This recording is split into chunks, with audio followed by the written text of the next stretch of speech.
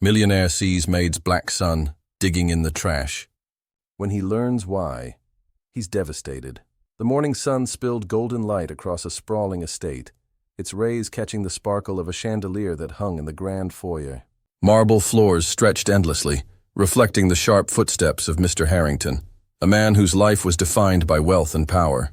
His suit was pressed to perfection, his watch gleamed with cold authority, and even his smile carried the weight of money. To him, success wasn't measured in love or family, but in profit margins and towering glass buildings. As he glanced at his phone, a smirk tugged at his lips. Another $3 million in profit. Not bad, but it could be better. Always could be better, he muttered under his breath. His chauffeur waited patiently outside, opening the door to a sleek black car. Harrington stepped in without so much as a nod, his mind already on the next deal. Luxury cars, golden dinners, the best that life could offer. This was his reality. Yet beneath all the glitter, there was a silence, a hollowness that no amount of wealth could fill. Across the city, another morning began, but in a very different world. Inside a tiny apartment with cracked walls and a flickering bulb, Mariah knelt in front of her 10-year-old son, Darius. Her maid's uniform was faded, her hands rough from endless scrubbing, but her eyes held warmth as she tied the frayed laces of his worn-out shoes. "There you go, baby," she whispered with a smile. "You're ready for school." Darius grinned back, his innocence untouched by the weight his mother carried. "Thanks, Mama." Mariah was more than just a maid. She was a fighter. A single mother working herself to the bone so her boy could dream of a better tomorrow. At school, Darius blended into a sea of children, but his heart told a different story. He watched his classmates pull out colorful lunchboxes, stuffed with sandwiches, cookies, and snacks. Some showed off shiny toys and gadgets, bragging and laughing in little groups. Darius sat quietly on a bench, unwrapping his single sandwich from a piece of reused foil. The bread was thin, but his smile was wide. "It's okay," he whispered to himself. "Mama worked hard for this. I'll enjoy it." He chewed slowly, savoring every bite, while hiding the ache of wanting what others had. He was just 10 years old, yet already fluent in the language of sacrifice. Back at the mansion, Harrington's office towered above the city skyline. Glass walls reflected his sharpness as he signed papers with a quick flick of his pen. An employee approached timidly, clutching a folder. "Sir," the man began nervously. "Mariah asked if she could leave a little early today." "Her son," Harrington cut him off without looking up. "Early? Does the work finish itself?" "Tell her she can leave once every corner of this place shines." To Harrington, Mariah wasn't a mother or a woman carrying struggles. She was simply a pair of hands paid to polish his empire. That evening, in the small apartment, Mariah counted crumpled bills under the dim glow of a candle. Her lips moved silently. Rent, electricity, bus fare, yet there was nothing left over.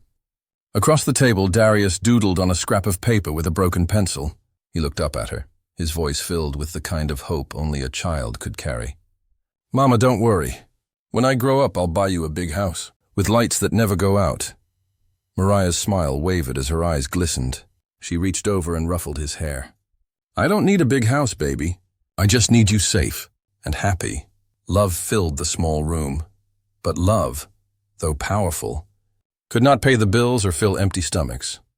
That night, Harrington sat at a banquet table surrounded by glittering crystal glasses and silver plates. The food was endless, yet untouched. He scrolled through market numbers on his phone, sipping expensive whiskey, his world silent and cold.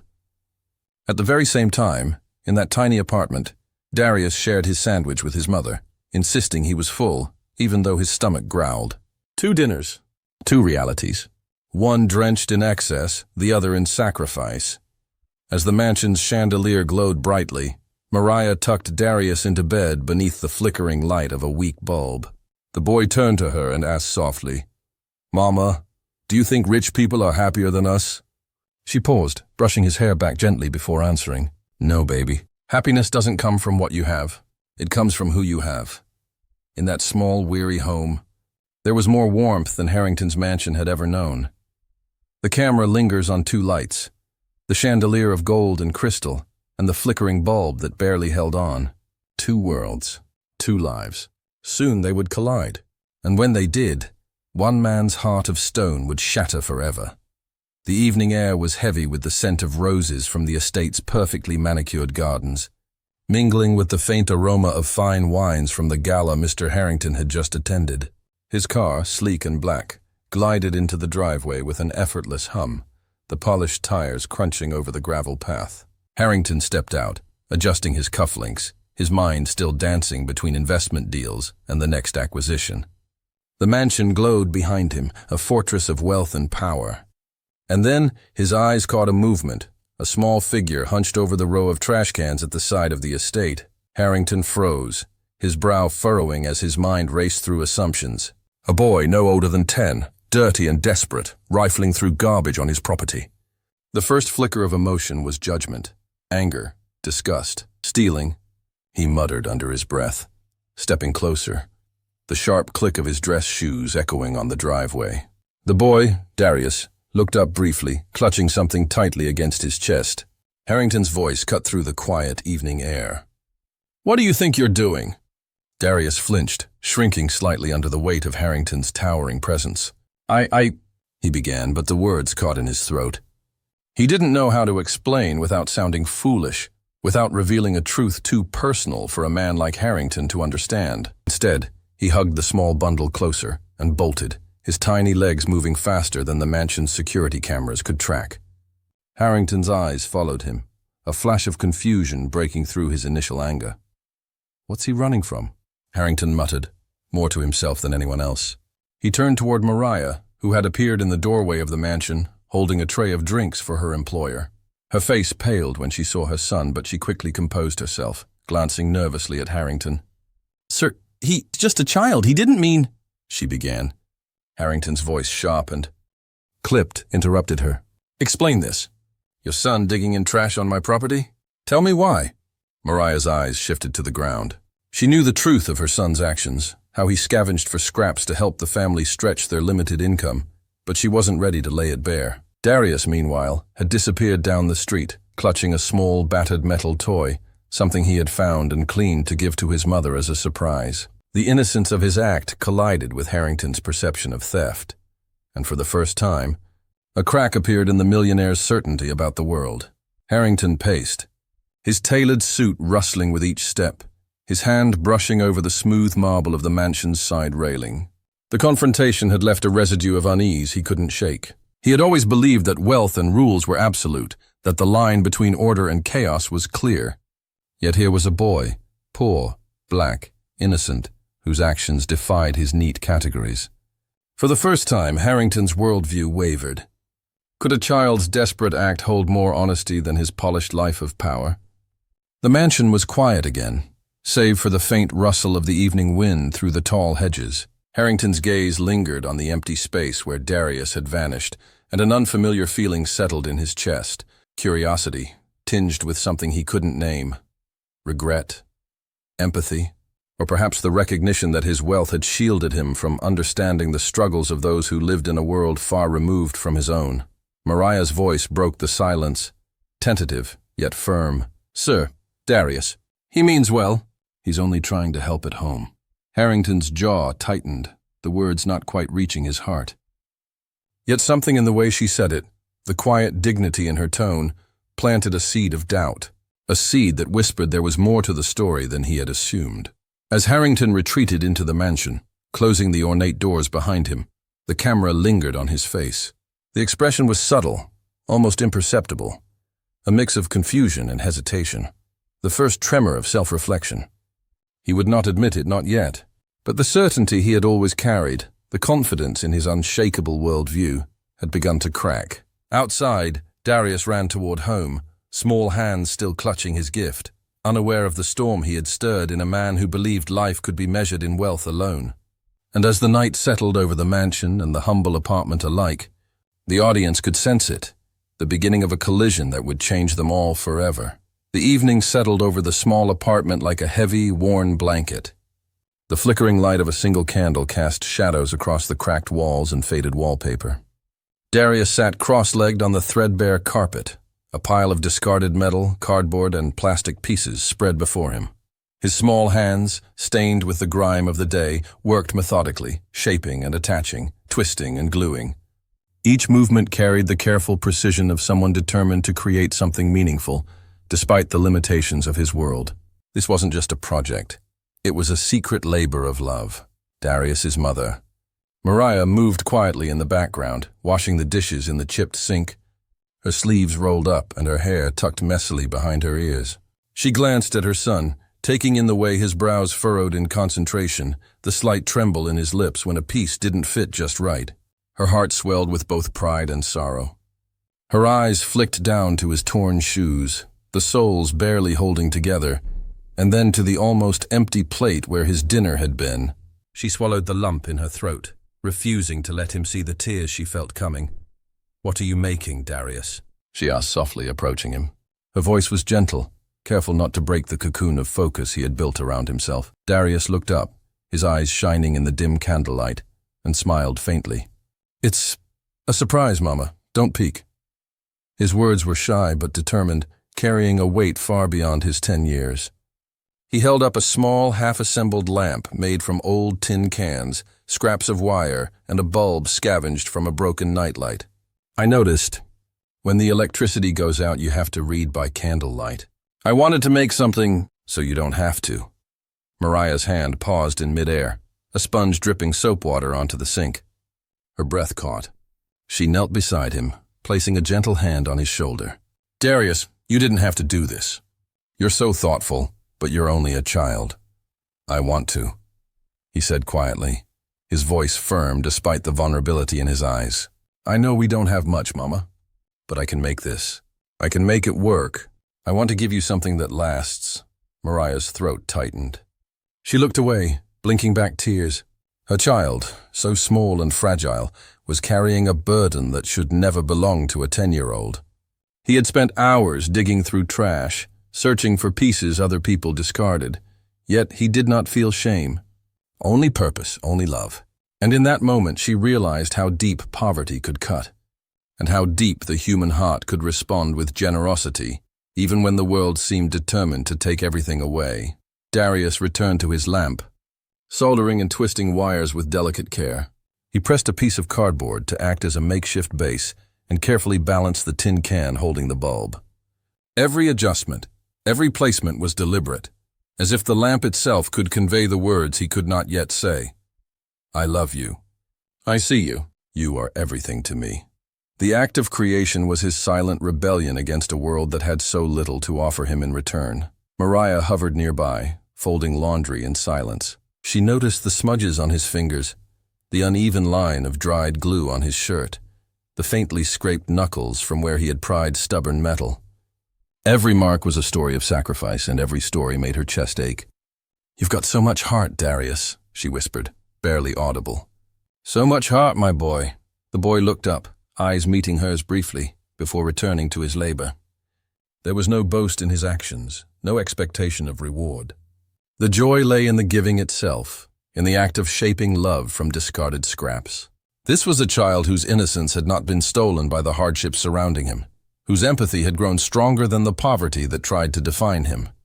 And as he worked, Mariah silently promised herself that she would do everything she could to honor that love, to protect the purity of his heart from a world so quick to judge and so slow to understand. Hours passed. The candle flickered lower. The lamp, now complete, stood on the carpet as a modest yet radiant creation. The soft glow it emitted was small, but to Darius it was enough. He set it aside carefully, brushing his hands together, and looked at his mother with a shy, triumphant smile. Mariah knelt, wrapping her arms around him. "You've made something beautiful, Darius. Something I will treasure forever." The camera lingered on the lamp, its glow illuminating the cracks in the walls, casting light over the humble apartment. It was a symbol not of wealth, but of love. Not of privilege, but of resilience. Not of power, but of heart. Outside, the world carried on, indifferent to the struggles of those it overlooked. Inside, a boy had taken the discarded pieces of life and, with patience and tenderness, transformed them into hope. And in that quiet moment, the audience understood. Darius's act of digging through the trash had never been theft. It had been love in its purest form. And in a world determined to measure value by wealth or status, a 10-year-old boy reminded us all that true richness is found in the heart. The days that followed Darius's brief encounter with his father's employer were quiet on the surface. But beneath the polished walls of Harrington's mansion, a subtle unrest began to stir. Mr. Harrington found himself noticing details he had always overlooked. Mariah, his longtime maid, arrived each morning with her uniform impeccably pressed, but he now saw the tired slump of her shoulders, the worn soles of her shoes that barely held together, the faint circles under her eyes that spoke of sleepless nights. She never asked for more pay, never complained, never revealed the full weight of her burdens. And yet, for the first time, Harrington could sense the strain she carried silently. The realization unsettled him, though he buried it under the usual cloak of control and authority. That evening, Harrington decided to leave his office earlier than usual. A rare impulse he barely recognized in himself. He drove slowly through the streets near his mansion, trying to shake the unease that had been gnawing at him. And then he saw it, a small figure at the edge of the estate, bending over the row of trash cans with the same careful attention Harrington had once associated with his staff's cleaning routines. Darius, curiosity, and an unfamiliar pang of guilt compelled Harrington to follow quietly. He hid behind a large hedge, careful not to make his presence known. His gaze fell upon Darius as the boy sorted through the discarded items, not haphazardly but with precision and care. Darius held up a small twisted piece of metal, examining it as though it were a priceless gem. He found scraps of cardboard and old wires, inspecting each one with a focused intensity. And then, turning to Harrington as if reading his thoughts, Darius spoke softly, proudly, as if he were sharing a secret meant to change the world. "See? These are treasures, mister," Darius said, though Harrington was still hidden. "I'm collecting them for my mom's birthday. She reads by candlelight when the electricity goes out, so I want to make her something that glows." The words struck Harrington like a thunderclap. His chest tightened and a wave of guilt washed over him. The boy he had assumed was stealing, scavenging out of desperation, was acting out of love, out of thoughtfulness, out of pure, unselfish devotion to the woman who had devoted her life to him and countless others. Harrington remained frozen behind the hedge, a torrent of emotions coursing through him. Anger, shame, confusion, and something unfamiliar, admiration, intertwined in a single paralyzing realization. The boy's courage and humility, his quiet strength in a world that offered him little, forced Harrington to confront the sharp divide between his life of privilege and the quiet struggles of those he had long dismissed. For the first time, he understood that wealth had blinded him. He had measured value in currency and property, never stopping to see the human heart beneath the uniform or the dirt beneath the fingernails. Darius, at 10 years old, had more understanding of love, sacrifice, and integrity than Harrington had in all his years of boardrooms and luxury. And yet a question lingered, heavy and relentless. Should he reveal himself? Should he scold, humiliate, or assert his authority, as he might have done before? Or should he stay silent and let the boy's pure intentions unfold untouched? Harrington exhaled slowly, feeling the unfamiliar weight of humility settle over him. He watched as Darius carefully attached a bent wire to the half-finished lamp, balancing it with the care of an artisan. The boy's small face lit up with a shy, triumphant smile, proud of the beauty he had created from what the world considered worthless. Harrington's throat tightened, a lump rising that he could not swallow. In that moment, the mansion, with all its grandeur and opulence, felt cold and empty compared to the warmth emanating from a humble child crafting a gift from trash. For the first time, he acknowledged his own blindness, the distance his privilege had created between him and the world he lived in. He had never questioned the assumptions he made about people like Mariah, people like Darius, people who existed beyond the polished doors of his mansion.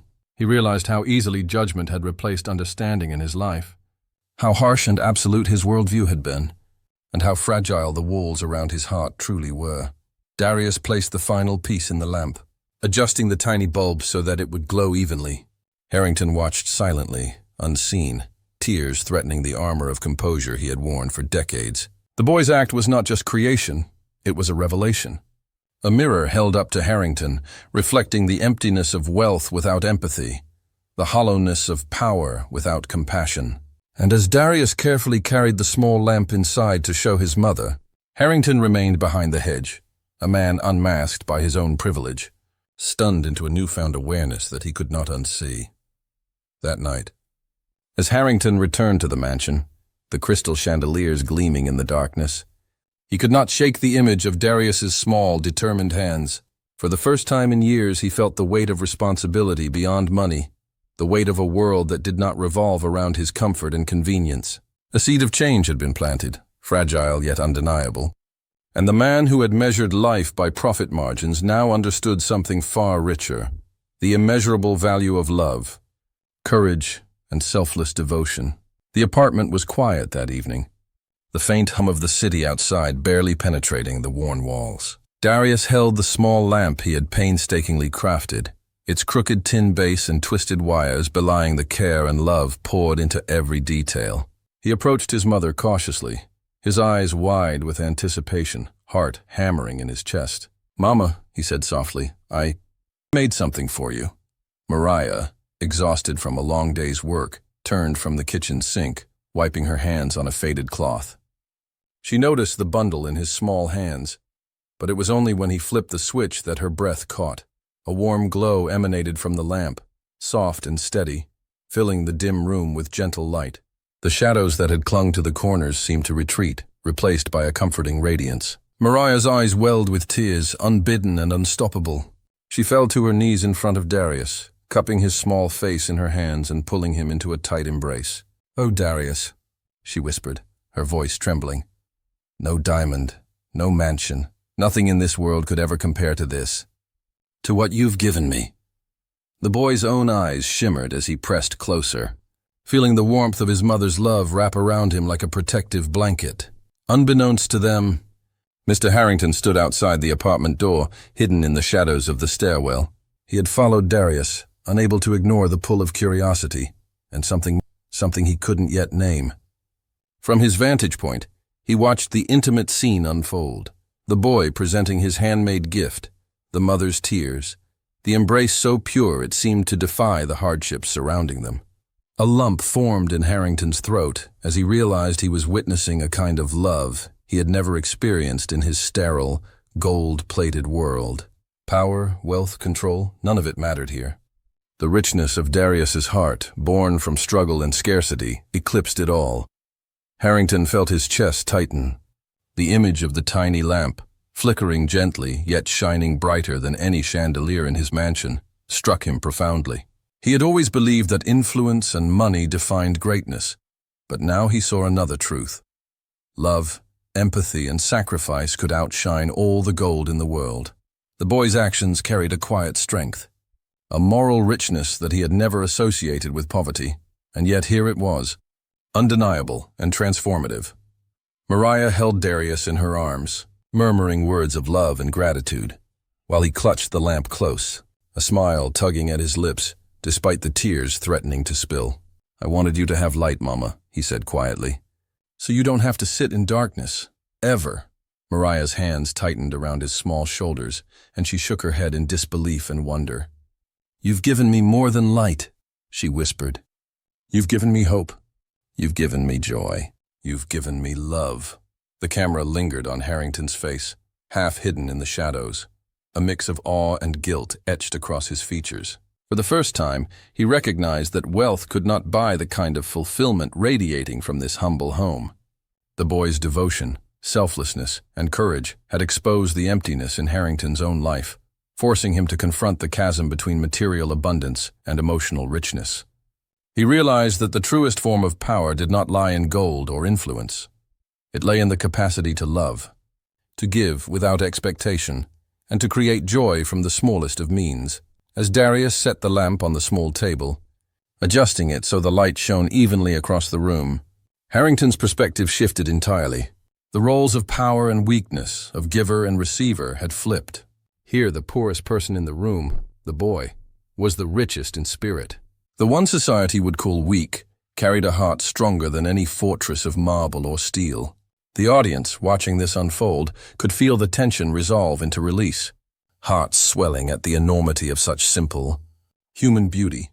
Darius and Mariah sat together, bathed in the warm glow of the lamp, a quiet sanctuary amidst the struggles of their daily life. Harrington retreated silently, feeling the sting of inadequacy, and the seed of a profound transformation beginning to root in his heart. The richest gift of all was not the lamp itself, but the love and intention behind it. And Harrington, for the first time, understood what it truly meant to witness the power of the human heart. As the camera pulled back, the dim apartment seemed to shine brighter than any mansion, a beacon of courage, love, and hope. And for the first time, a man who had always measured life by money realized that he had never truly seen wealth until now. The morning sun streamed through the towering glass windows of Mr. Harrington's office, catching the sharp edges of polished furniture and reflecting the quiet grandeur of wealth in every corner. Yet for the first time in years, the space felt different. Less like a fortress of power, and more like a place where truth might finally be spoken. Mariah and Darius stepped inside cautiously, their modest attire stark against the backdrop of mahogany desks and leather chairs. Darius clutched his mother's hand, sensing the tension in the air, unsure whether this meeting would bring scolding, humiliation, or worse. Harrington rose from behind his massive desk, his suit impeccable, but there was an unusual softness in his eyes. He gestured for them to sit, and for a long moment, the room was heavy with anticipation. Then slowly he spoke, his voice measured yet sincere. "Mariah, I owe you an apology, and not just in words." He paused, as if weighing the enormity of what he was about to offer. "I misjudged you both. I assumed what I saw on the surface, and I failed to see the heart beneath." Mariah's hand tightened around Darius's, the boy's small fingers trembling with curiosity and cautious hope. Without hesitation, Harrington continued, "Starting today, your salary will reflect not just your work, but your dedication, your sacrifice, and your dignity. Darius, your school fees will be fully covered. And as for your home, we've arranged a refurbished apartment, comfortable, safe, and yours." His voice, steady yet humble, carried a weight that no ledger could measure. The words weren't charity. They were recognition. They were acknowledgement of the invisible struggle, the resilience, the love that had quietly endured in the shadows of wealth. Mariah's eyes filled with tears, and Darius's jaw dropped in disbelief. For a moment the room was silent, not in tension but in awe of the moment's gravity. Harrington stepped closer, his hands resting lightly on the edge of the desk, his gaze locked on theirs. "You've shown me wealth I never knew existed," he admitted, the words raw and unpracticed. "Not money, not property, not power, but love, courage, integrity, the kind of richness that can't be bought or sold." Darius tilted his head, a small smile forming as he squeezed his mother's hand. It wasn't the money, the apartment, or even the school fees that mattered in that instant. It was the recognition, the acknowledgement that their lives, their struggles, their hearts, had finally been seen. Harrington's eyes softened further as he watched the child's expression, a mixture of innocence, wisdom, and trust. Mariah finally spoke, her voice quivering yet steady. "Sir, thank you for seeing us. Not for what you're giving, but for finally understanding." Harrington nodded, a faint smile tugging at his lips, feeling lighter than he had in decades. The meeting had begun as a formal gesture, but it had transformed into something far deeper, a communion of humanity. The walls that had separated privilege from poverty, authority from humility, and wealth from true value had begun to crumble. Darius, ever perceptive, stepped forward, holding his mother's hand out to Harrington. "Thank you," he said simply, his voice small yet resonant. "Not for the apartment or the school, but for seeing us." Harrington's throat tightened. The boy's words pierced him more than any financial statement ever could. He realized that this was the culmination of a journey far more profound than any business deal. A journey into empathy, responsibility, and the recognition of human dignity beyond wealth. The three of them stood together in the office, a tableau of transformation. Harrington, the man who had once measured life in profit and prestige, now understood the true measure of richness. Mariah, the hard-working mother who had carried the weight of the world with grace, now felt seen and honored. And Darius, the boy whose heart had always been larger than his circumstances, smiled, secure in the knowledge that love and courage were more powerful than judgment or poverty. As they left the office, the camera lingered on Harrington, watching them descend the marble stairs hand in hand. For the first time he felt a genuine warmth that no chandelier, no gold, no luxury could provide. He had not merely given material gifts. He had been transformed, humbled, and enlightened by the courage and love of those he had once overlooked. The final beat of the story carried a quiet yet undeniable truth. The richest hearts often dwell in the humblest places, and seeing them requires more than vision. It requires compassion. Outside, Darius looked up at Harrington one last time, his eyes bright, a smile breaking across his small face. It was a smile not of expectation or gratitude for the gifts, but of recognition, for finally someone had seen their worth. Harrington returned the gaze, his own eyes misting slightly, silently promising that the lesson of love, humility, and humanity would remain with him forever. And as they walked toward the refurbished apartment together, the light from the city mingled with the soft glow of possibility, illuminating a future built not on wealth alone, but on the priceless foundation of understanding and care.